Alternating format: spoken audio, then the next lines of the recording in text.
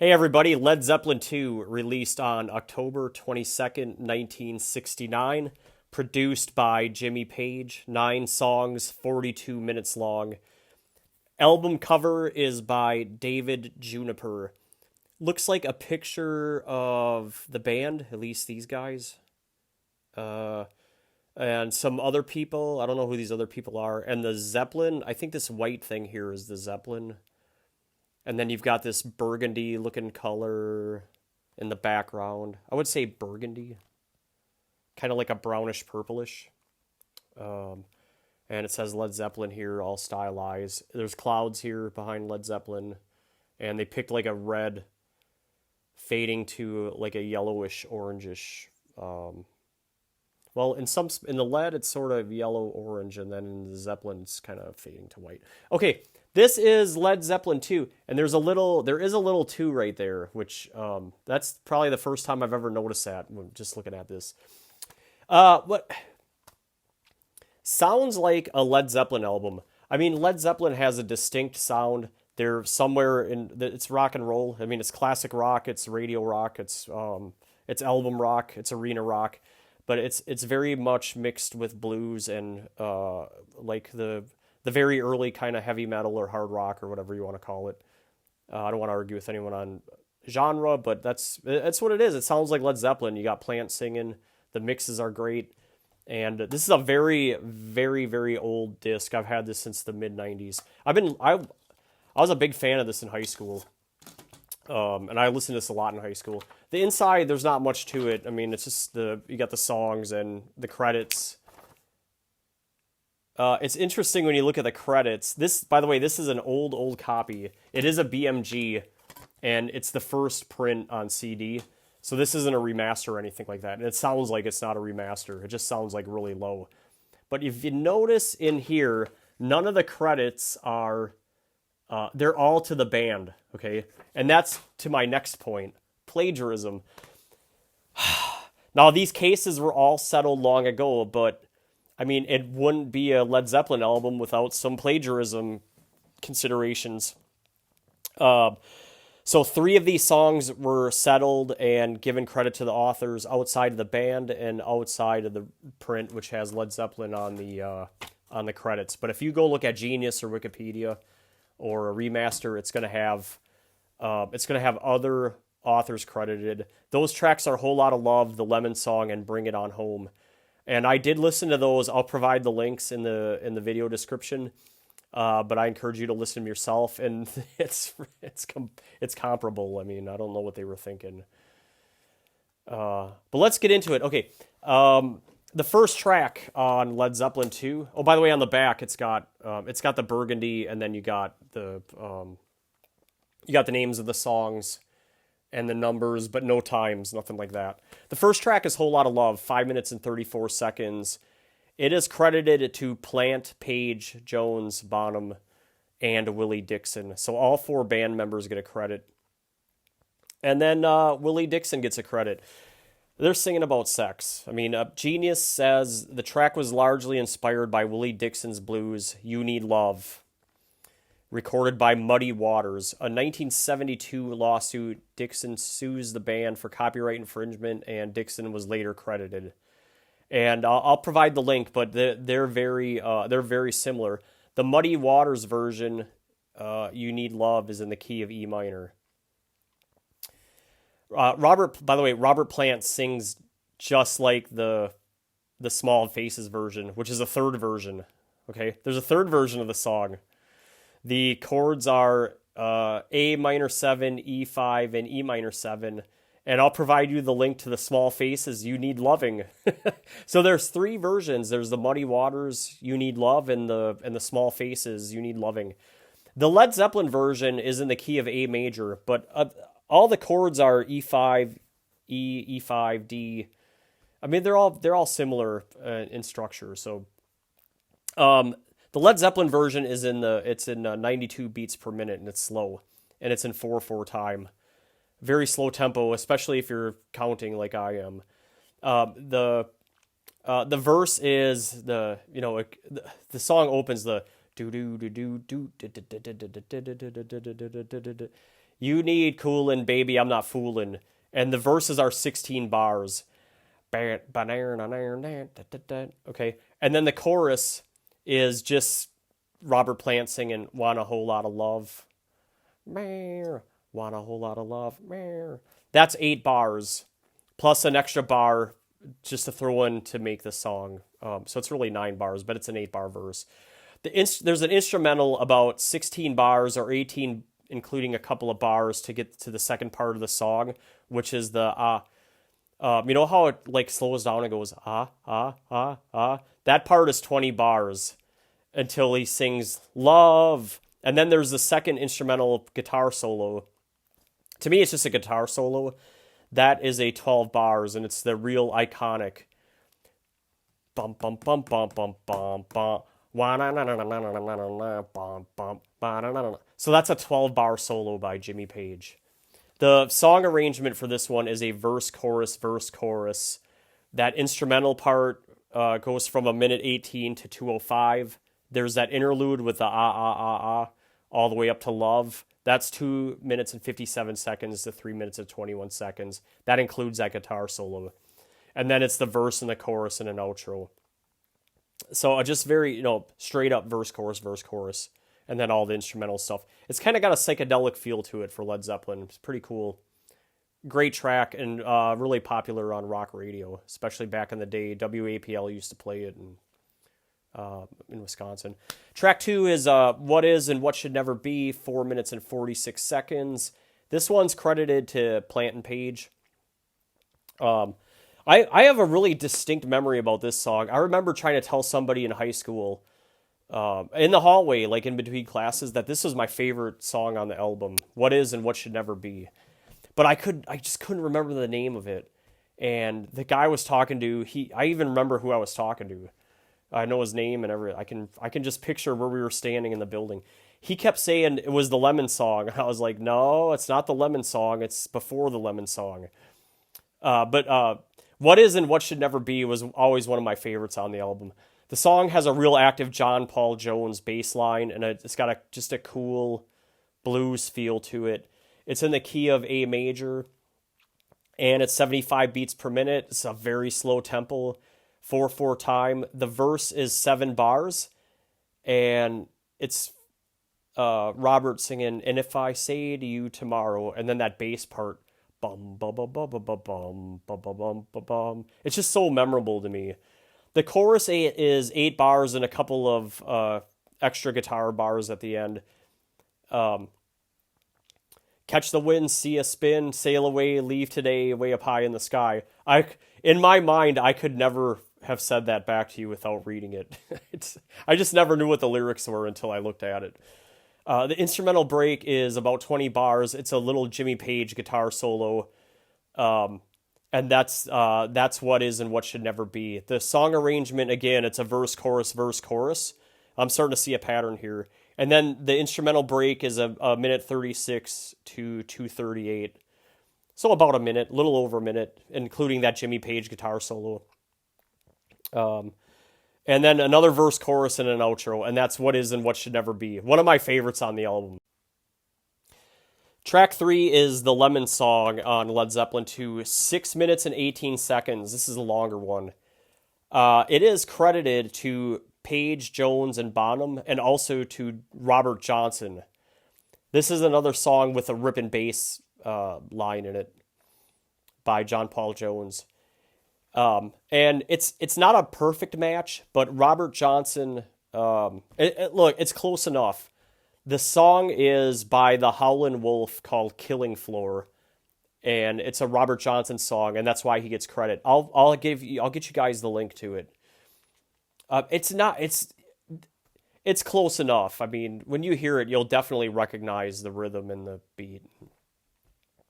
I mean, I don't know what Jimmy was thinking. Just give the guy credit. Or call it a cover. Just cover the song. It's in the key of E major, the Led Zeppelin version. I actually didn't dig too deep on Howlin' Wolf. But the Led Zeppelin version is E major, 88 beats per minute. A little bit faster than the previous tune in 4/4 time. The verse is, I should have quit you a long time ago. It's 12 bars. I mean, this is by the way, it's just a straight up 12 bars blues song, the Lemon Song. The bridge is it's Robert Plant singing hey hey hey hey hey hey hey baby baby baby baby baby baby baby baby baby. Okay? And the guitar solo is a fast tempo, but it's long.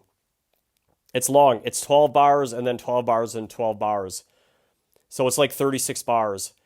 And the song structure is verse verse the guitar solo that's pretty long, and then verse verse verse verse that bridge, and then there's like a jam at the end of the song. And it's the Lemon song. I mean, it's a cool song. I'm not sure why they don't give credit where credit is due. Like everything has got to be settled outside of court. They make these deals. Track 4 is Thank You. It's a Page and Plant. And as I've gotten older, I like this song a lot more. And my appreciation has grown for Thank You. And also note there's a lot of organ in this song. So it's like when they're playing,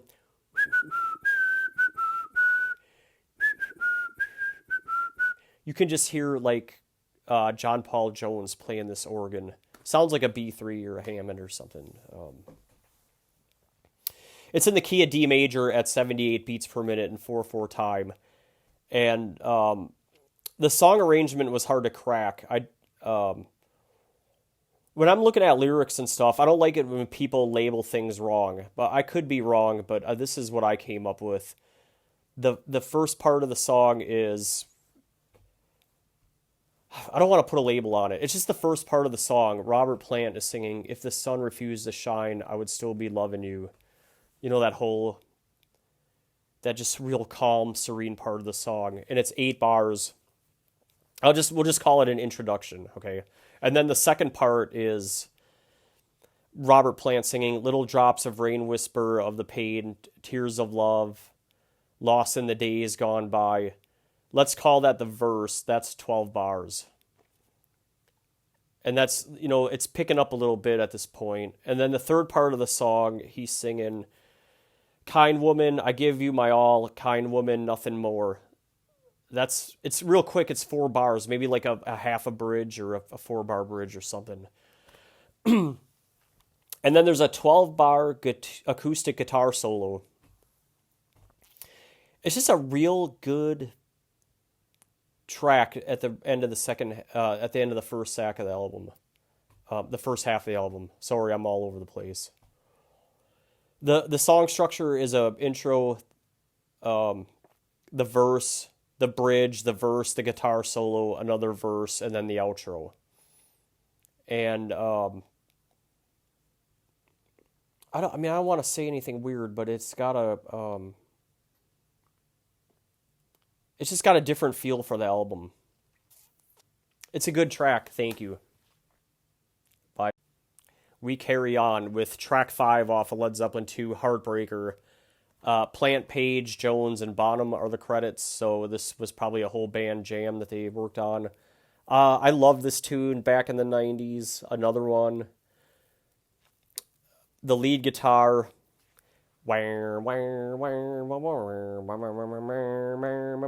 then there's a big bass line going on in the background of that too.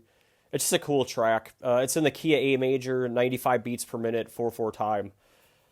The verse is, "Hey fellas, have you heard the news? You know that Annie's back in town." That's 8 bars.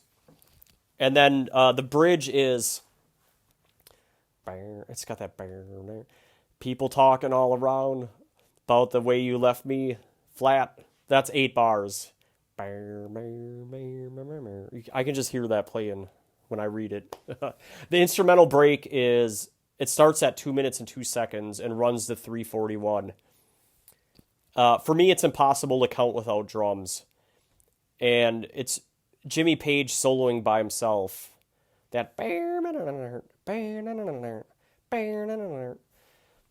it's just a real vintage Jimmy Page solo.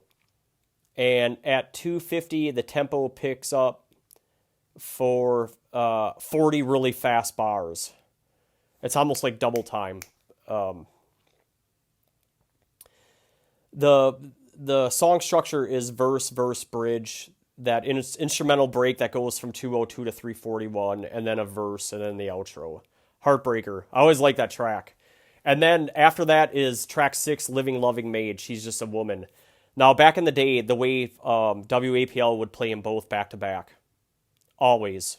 They'd play track 5 and then track 6, like one right after another. No commercials or nothing in between. No DJs talking or nothing. Just like it was one song. It's credited to Page and Plant. It's in the key of A major, and so the same key, 152 beats per minute, and 4/4 time, and it just keeps that fast tempo from the guitar solo. The verse is with a purple umbrella and a 50-cent hat. That's 12 bars. Living, loving, she's just a woman, okay? And then the chorus is, come on, baby, on the roundabout, ride a merry-go-round. That's 8 bars. Bum, bum, bum, bum, bum, bum. Okay, and then the guitar solo is really fast. It's only an 8-bar Jimmy Page solo. The song arrangement of Living Loving Maid is verse, chorus, verse, chorus, verse, chorus, solo, verse, chorus. Just real, like, all these songs are kind of having the same feeling and arrangement to them, except for Thank You, which is like the oddball, but they're all pretty much on par with one another. Track 7 on legendary Led Zeppelin 2 is Ramble On. It's another Page Plant song. Genius says Ramble On likens the life journey that the band members are on to find the one, to the journey taken by Frodo and Sam in the Lord of the Rings franchise to find and destroy the One Ring. In both cases, the voyage is taxing. The band must constantly travel the world, playing high-energy shows along the way, while the One Ring can become all-consuming to anyone who carries it. However, in both cases, they must continue on their journey or ramble on. I never knew that. I never ever made a connection between Ramble On and Lord of the Rings. And why would I? It's just sort of underneath the. It's not explicit, okay? This song is in the key of E major and 98 beats per minute. It's in 4/4 time. The verses, the leaves are falling all around. Time I was on my way. Boom, boom, boom. Boom, boom, boom. It's kind of doing that funky thing. It's for 20 bars. The chorus is Ramble On, and now it's the time is now. Ramble on, boom, boom, boom, boom, boom, boom, boom, boom, boom, boom. And then the bridge is, I tell you no lie, that's all he says. It's a quick bridge. And then the guitar solo is 8 bars, sounds more like a whistle, or maybe it's not even a guitar at all. It could be a key solo. You guys probably know, you Led Zeppelin guys, if you want to. I wouldn't mind hearing your comments on Ramble On. Is that a guitar solo or a keyboard? It's probably a guitar. Again, verse, chorus, bridge. This song's got a bridge, and then the guitar solo, and then verse, outro. So this is the second track that's really unique compared to the other ones, where you got a more complex song structure with the verses and choruses and bridge mixed in there. Track 8 is Moby Dick, 4 minutes and 21 seconds. Page, Jones, Bonham. Now, the Page and Jones part I get because of the introduction. But this is really John Bonham's guitar solo. It starts out with a real famous bum da da da da da da da da bum bum ba da da da da da. Really, Bonham's playing a conservative, and then Page and Jones are carrying the tune at the beginning. And at a minute, 1 minute, 2 seconds, the band drops out, and it's just the drum solo. And honestly, it's a pretty conservative drum solo. You guys know me, I listen to a lot of Rush. And in all the Rush live CDs, there's a really big, bombastic drum solo. This one's pretty conservative, I would say, but it does show off Bonham's skills. So it's just not like a really punchy one. The band comes back at 3 minutes and 58 seconds to close it out. So it's not even like really long. It's just it's about 3 minutes long. It's in the key of D major, at least the part where Page and Jones are playing, and it's 98 beats per minute and 4/4 time. And it's got that cool bass lick in it, and then it goes into the drum solo until the end, and then it comes back, and then that's the song. It's all right. I like, everybody likes Moby Dick, right?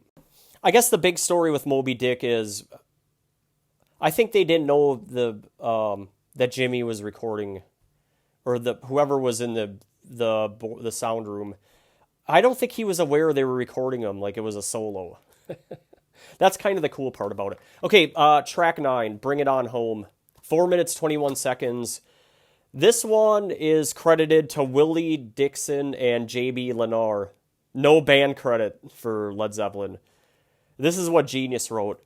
This was influenced by a song of the same name recorded by blues great Sonny Boy Williamson and written by Willie Dixon. The Dixon composition was so similar that Led Zeppelin reached a settlement with Dixon over the royalties for the song and credited Dixon as the writer when this appeared on Led Zeppelin's How the West Was Won live DVD. Okay. It's such a good song, too. It's in the Led Zeppelin version's in the key of E major and 116 beats per minute, 4/4 time. The verse is, baby, baby, I'm gonna bring it on home to you. I've got my ticket. I've got that load. It's 14 bars and a few extra bars of jam on the lead guitar riff. The song trails out in the outro with a harmonica. That's the song. Okay. The song is, okay, it's verse, verse, verse, verse, and then that trail off. I listened to the Willie Dixon, Sonny Boy Williamson version. I'll post that link. Just compare it for yourselves. It's pretty interesting.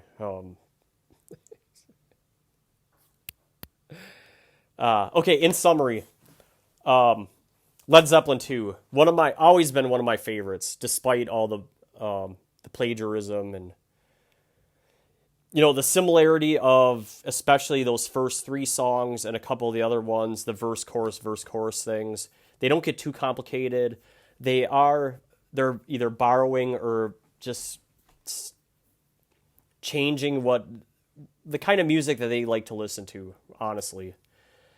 ProgArchives.com has this rated as a 3.98. Including 44% are 5-star ratings. Sounds about right. It's just an awesome album. Okay. I think it's worth a 4. It is. Allmusic.com gives it 5 stars. And Genius says Led Zeppelin 2 went on to sell 3 million copies within 6 months. Woo! That's a lot. That's a lot. When you figure those early Beatles albums, they'd sell like 1 million or 3 million is a lot in 6 months. I mean, that was a popular album. It took the #1 spot away from Abbey Road. Woo! Yeah, that's pretty amazing. Bestsellingalbums.com. I like to look at that, by the way. It's I don't know how authentic that is or how accurate it is, but it is interesting to look at bestsellingalbums.com. Led Zeppelin 2 has sold 15.9 million copies in 11 countries all time. That's pretty amazing.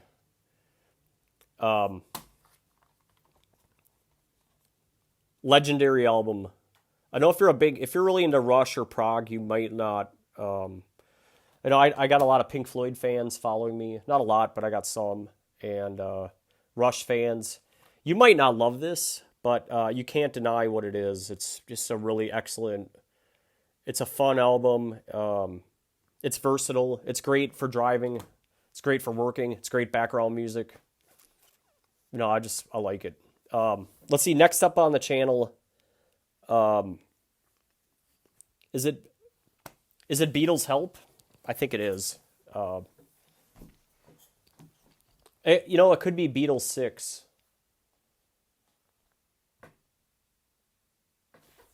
One second. I mean, why not just look, right? I have it. Yeah, I did the early Beatles, so, yeah, Beatles 6 is next. We'll do that one next. Help and Rubber Soul are still in here. Those are good. Well, Help is not good, but Beatles. Okay, we'll do Beatles 6 next. And then, I mentioned this in my last video, but I picked this up a while ago. And I know I plotted a course, but I'm thinking of working in some Chicago albums. So that might be a slight deviation off the path. All right. Thanks, everybody. And I appreciate your listeners and your comments and your suggestions. So if you have any other suggestions, I'm open to them. But I think I might work in Chicago Transit Authority next, or after Beatles 6. All right. All right. Thanks everybody.